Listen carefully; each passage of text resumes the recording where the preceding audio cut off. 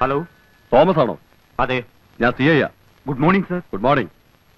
ഒരു അടിപിടി കേസില് ഉപ്പ് കണ്ടെത്തുന്ന 4-5 ചട്ടമ്പിമാരകത്ത് വന്നിട്ടുണ്ടോ? ആ ഉണ്ട് സർ, അവരെ ഞാൻ അറസ്റ്റ് ചെയ്തിട്ടുണ്ട്. പറഞ്ഞ സമയത്ത് തന്നെ അവന്മാരകത്ത് വന്നിട്ടുണ്ട്. അത് നമ്മുടെ പാർട്ടി സാർ വിട്ടാര്. സാർ, അത് ജാമ്യത്തിലുള്ള ഏർപ്പാട് ചെയ്തുകൊണ്ടിരിക്കുക. ഡിപ്പാർട്ട്മെന്റിന് നിറയെ സഹായമുള്ള ആൾക്കാരാ. അല്പം മര്യാദ കൊടുത്ത് വിടണം. അതെന്റെ അഭിമാനത്തിന്റെ പ്രശ്നമാ. ശരി സാർ. ഇരിക്കു പോരെ ചേട്ടാ. എടോ PC 432. സാർ, ഉപ്പ് കണ്ടത്തെ ചേട്ടന്മാർക്ക് ഒരേ ചായ. ഉപ്പ് കണ്ടത്തെ ചേട്ടന്മാർക്ക് മാത്രം. ശരി. വിളിച്ചത് സർക്കിളായിരിക്കും. അതെ. നമ്മുടെ കുര്യച്ചനെ കള്ളൻ.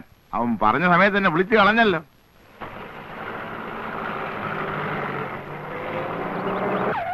ഞാൻ പറഞ്ഞില്ലേ അവരിപ്പോഴിങ്ങി വരുമെന്ന്. കാപ്പിയൊക്കെ എടുത്തു വെച്ചിരിക്കുന്നു, വന്ന് കഴിച്ചേ. കാപ്പിയൊക്കെ പിന്നെ. അവര് ജാമ്യത്തിൽ ഇറങ്ങിയോ? അവര് പുറകെ വരുന്നുണ്ട്. അവരിവിടെ എത്തുന്നതിന് മുമ്പ് ചെറിയൊരു വേലൊപ്പിക്കാനുണ്ടളിയാ.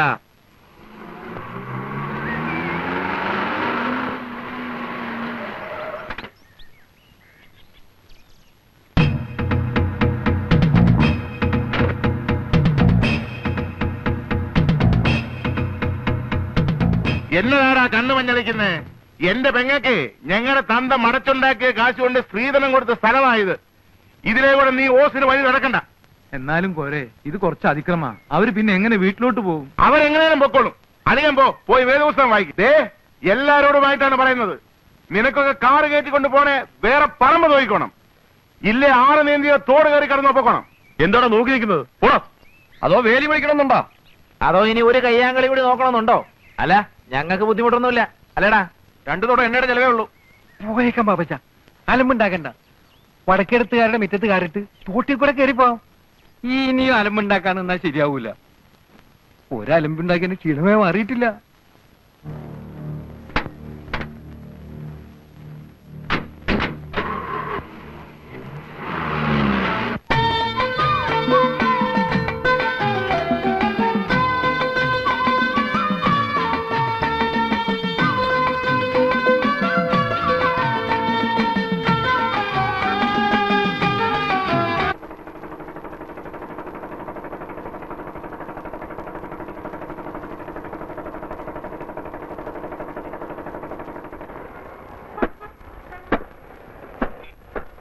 കുഞ്ഞച്ചൻ ചേട്ടൻ, കോട്ടയം കുഞ്ഞച്ചൻ ചേട്ടൻ വന്നേ!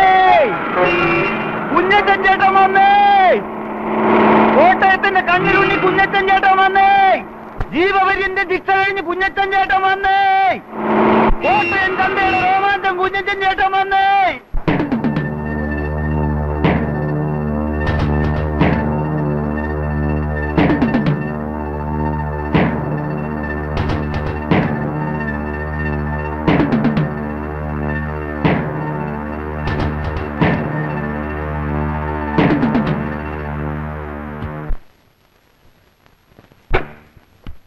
മുതലാളി, ആ കോട്ടയം കുഞ്ഞച്ചൻ വന്നിട്ടുണ്ട്.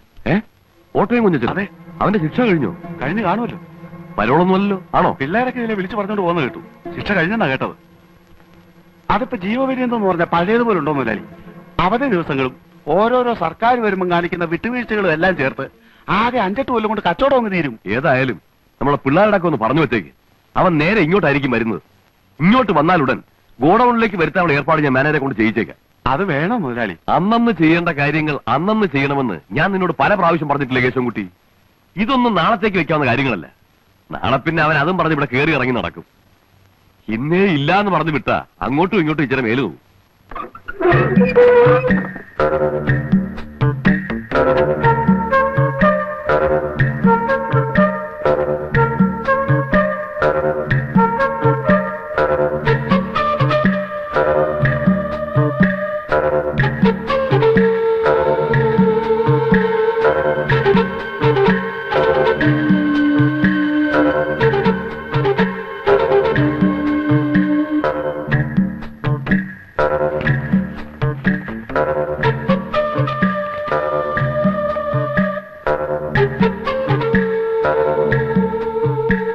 ഇതിൽ കൂടുതൽ തരാനുള്ള പാങ്ങില്ല കുഞ്ഞച്ച. മുതലാളി, നീ വിചാരിക്കുന്ന പോലെയല്ല. ചന്ത കെട്ടുപോയി കുഞ്ഞച്ച. കച്ചവടം മുഴുവൻ കൊച്ചിക്ക് തള്ളിപ്പോയില്ലേ? ആലപ്പുഴയിൽ പോകുന്ന കാര്യമാണെങ്കിൽ നാഷണൽ ഹൈവേ ഒക്കെ ഡെവലപ്പ് ചെയ്തതിനു ശേഷം അവര് നേരിട്ട് കൊച്ചിയും തിരുവനന്തപുരമായിട്ടുള്ള ഇടപാടാ.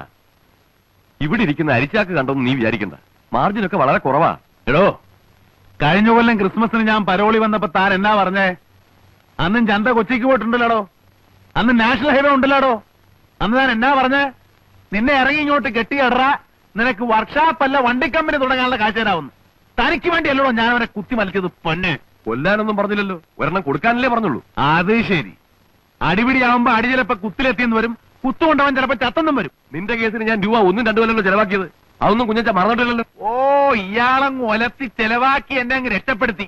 കൊല്ലാന്റെ സ്ഥാനത്ത് കിടന്നിട്ടാണോ ഞാൻ വരുന്നേ? കുഞ്ഞച്ചൻ എന്ത് പറഞ്ഞാലും ശരി, വേണമെങ്കിൽ എടുത്തോണ്ട് പോ, എനിക്ക് ജോലി തിരക്കുണ്ട്. കുഞ്ഞച്ചൻ ചേട്ടോ, ചന്ത ദിവസം ഏട്ടാ, നല്ല കച്ചവടമുണ്ട്. കിഴക്കുന്നുള്ള ചില കച്ചവടക്കാർ പുറത്ത് കാത്തു നിൽക്കുന്നു. അലമ്പില്ലാതെ പോ. നീയൊക്കെ ഏതാടാ? ചേട്ടൻ ഞങ്ങളെ അറിയില്ല. ചേട്ടൻ പോകുന്ന സമയത്ത് ഞങ്ങൾ പിള്ളേരാ. പോയേക്ക, അതാ നല്ലത്. അന്വേഷിച്ച മറ്റെന്തെങ്കിലും പണി കിട്ടും.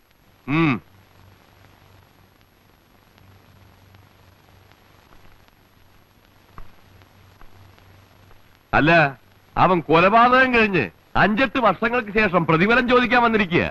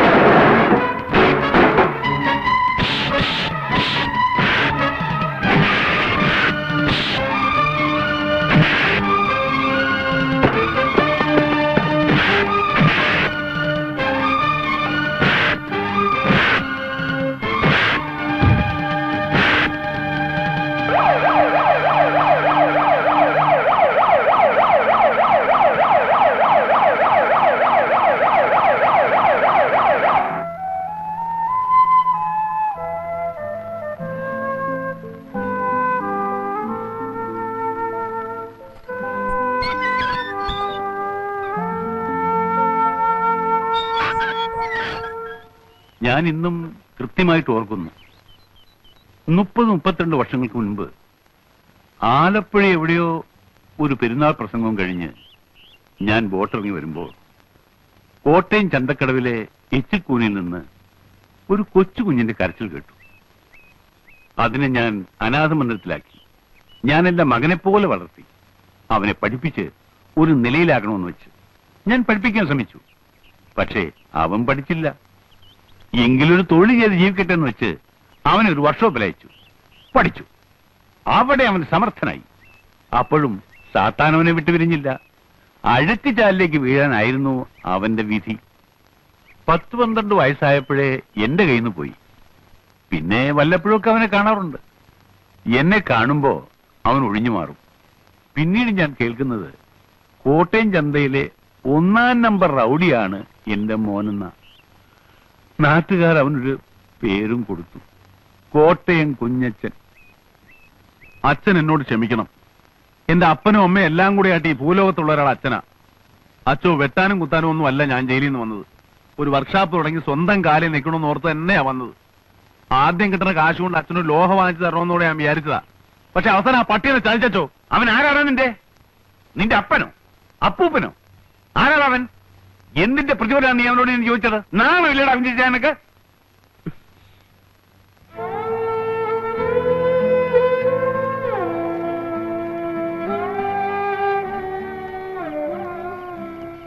കുറച്ച് പണം ഞാൻ തരാം.